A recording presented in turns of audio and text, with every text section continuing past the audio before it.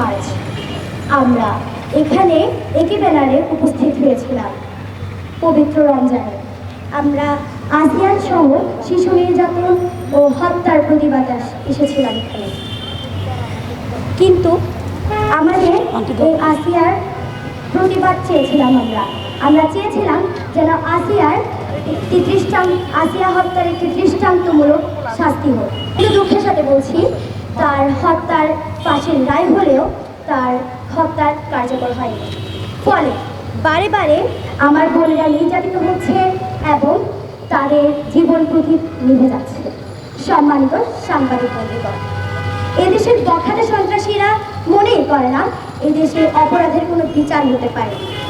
তাই নির্বাচিত সরকারের চোখের সামনে ঘটে গেল কিশোরী আমেনা হত্যা, 6 বছরের তাহিয়া হত্যা, দাদিমাতে হত্যা ও বিনতি হত্যা। সম্মানিত উপস্থিতি, দেখা গিয়েছে তাদের বিচার চাওয়াটাও যেন এক অপরাধ।